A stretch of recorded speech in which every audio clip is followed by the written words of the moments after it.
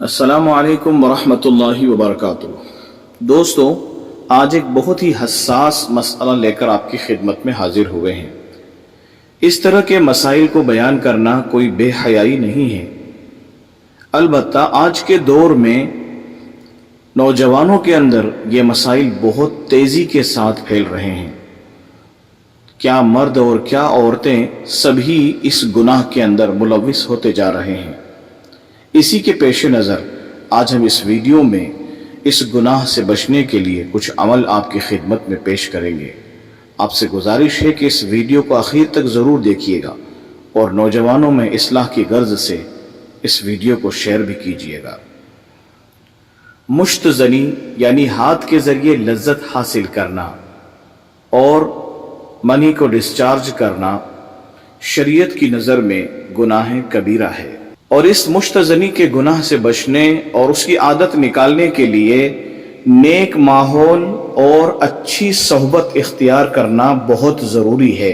اگر ان گناہوں سے بچنا مشکل ہو رہا ہو تو یہ سوچے کہ اس گناہ کو کرتے وقت اگر میرے والدین یا کوئی میرے رشتہ دار یا مجھ سے تعلق رکھنے والا انسان اگر مجھے دیکھ لے یا انہیں علم ہو جائے تو کیا میں ان کے سامنے یہ گناہ کر سکوں گا؟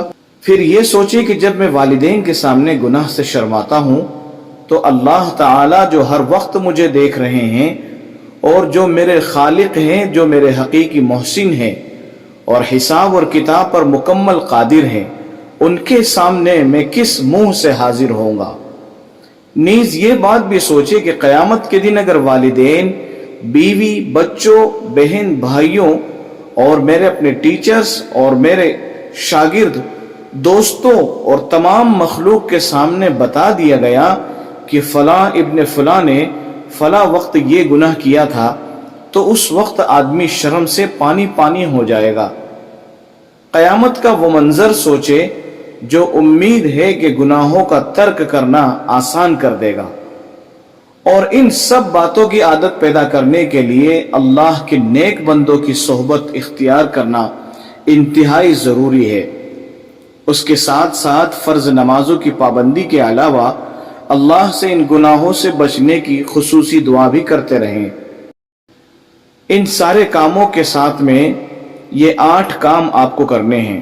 نمبر 1، سب سے پہلے تو اگر آپ شادی شدہ نہیں ہیں تو جلد از جلد نکاح کر لیں، اور شادی کے سلسلے میں معاشرے میں جو خرافات رائج ہے اگر نہیں برداشت کر سکتے تو سادگی کے ساتھ کسی متوسط یا غریب گھرانے میں شادی کر لیں۔ حدیث مبارک میں ہے کہ اس نکاح میں سب سے زیادہ برکت ہوتی ہے جس میں کم خرچ اور کم بوجھ ہو۔ اور اگر شادی کرنے کی استطاعت نہیں ہے تو پھر کثرت سے روزے رکھیں، اور روزے رکھنے کی بھی طاقت نہیں ہے تو جتنے روزے رکھنے سے شہوت اور قوت ٹوٹنے لگے اتنے روزے کم از کم رکھ لے۔ نمبر 3، ہمیشہ باوضو رہنے کی عادت بنا لے۔ نمبر 4، ہر وقت ذکر کا اہتمام کرے سوائے بیت الخلاء، غسل خانے اور ایسی جگہ کے جہاں پر اللہ کا ذکر نہیں کیا جاتا۔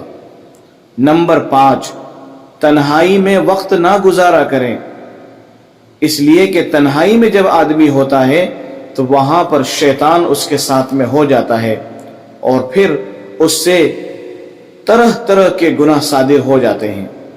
نمبر 6، جب تک یہ عادت نہ چھوٹے روزانہ 2 رکعت نفل، صلاۃ التوبہ اور صلاۃ حاجت کی نیت سے پڑھ کر اللہ سے اس گناہ کے چھٹکارے کی دعا مانگے۔ نمبر 7، کثرت سے اس دعا کا ورد کیا جائے۔ جی ہاں دوستو، اگر یہ عادت نہیں چھوٹ رہی ہے تو اس دعا کو کثرت سے پڑھتے رہیں۔ اللہم انی اسألک الہدی والتقی والعفاف والغنی۔ اللہم انی اسألک الہدی والتقی والعفاف والغنی۔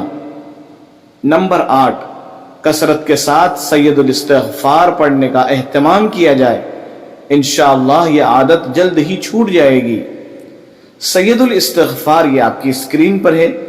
اللہم انت ربی لا الہ الا انت خلقتنی وأنا عبدک وأنا على عهدك ووعدك ما استطعت أعوذ بك من شر ما صنعت أبوء لك بنعمتك علي وأبوء لك بذنبي فاغفر لي فإنه لا يغفر الذنوب إلا أنت.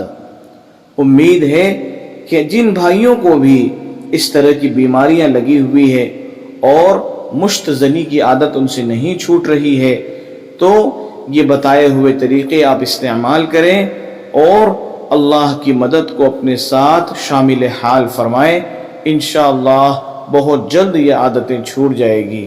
ہم سبھی کے لیے دعا کرتے ہیں کہ اللہ رب العزت ان مہلک بیماریوں سے اور ان گندی عادتوں سے اللہ پوری امت مسلمہ کی حفاظت فرمائے. آمین. ہماری یوٹیوب چینل راہ سنت کو سبسکرائب کریں، لائک کریں اور شیئر کرنا نہ بھولیں. جزاک اللہ خیر.